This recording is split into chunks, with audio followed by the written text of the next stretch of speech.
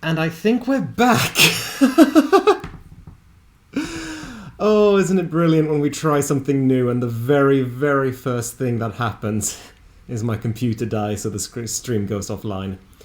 Hi guys, I'm back, we're back. We're just gonna jump back into it. We're just gonna do that again. Just gonna do the whole thing one more time.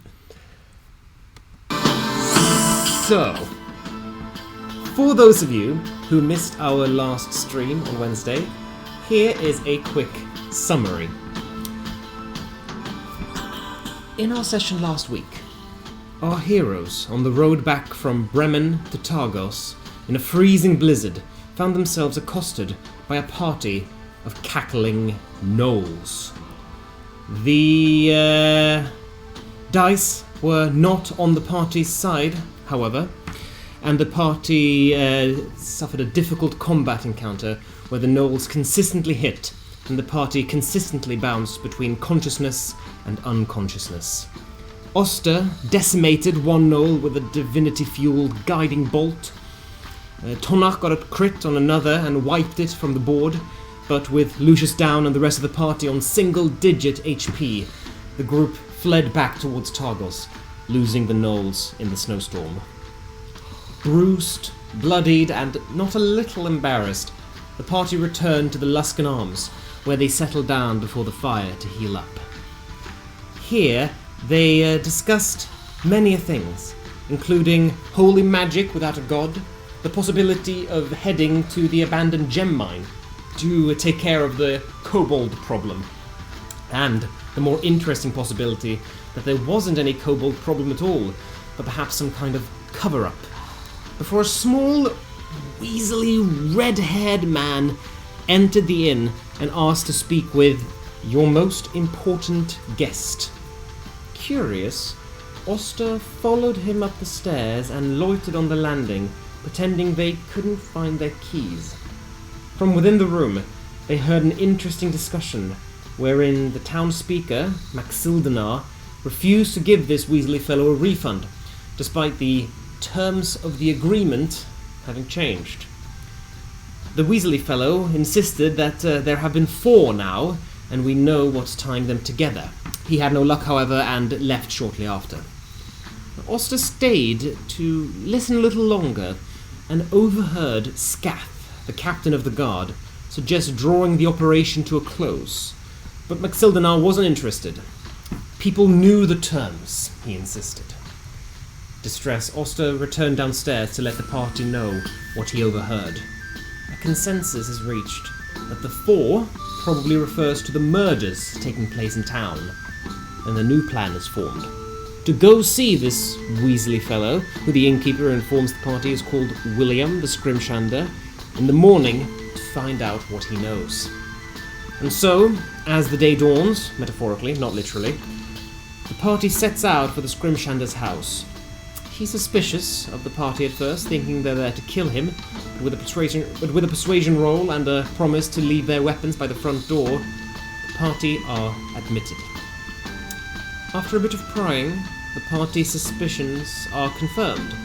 The town speaker is taking bribes from richer members of the community to keep their names out of the monthly sacrificial draw.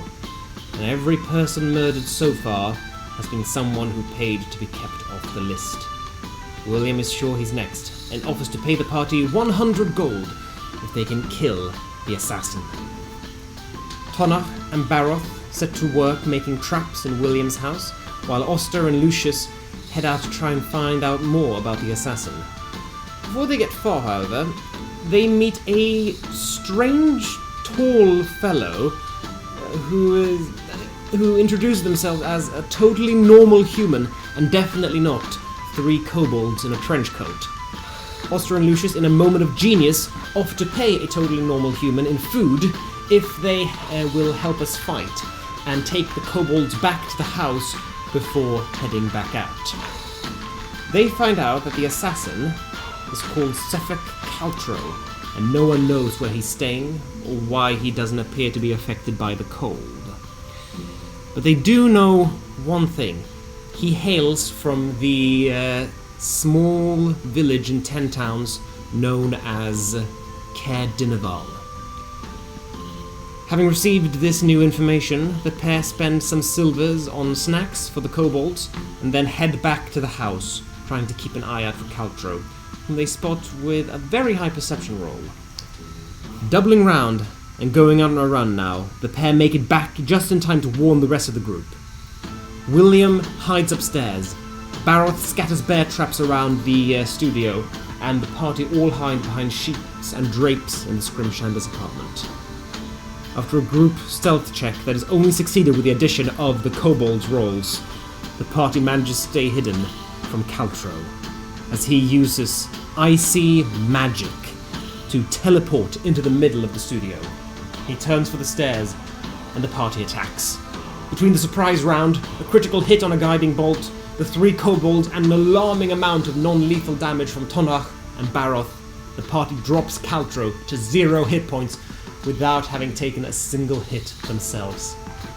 Perhaps confident, perhaps overconfident in fact, they take his sword, tie him up, and gag him, and decide to let Lucius question him with the message spell. Caltro reveals that he died once already, lost in the snow before being saved by Oriel to do her bidding, and he's killing on her behalf, as she greatly displeased that people are dodging the sacrifice lottery.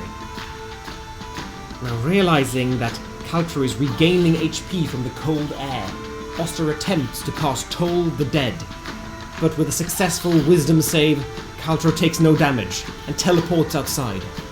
A chase ensues where Tonach and Oster do manage to land a few more hits, but they lose him in the snow when he teleports again. Desperate, Oster shouts that this man is a murderer, and with a nat 20 persuasion roll, does attract the attention of the guard. While Baroth and Tonach double back to make sure William is safe, Oster and Lucius persuade the guard to help them hunt down the murderer, Sefek Caltro, assassin of Orm. And that is where we're going to pick up tomorrow night.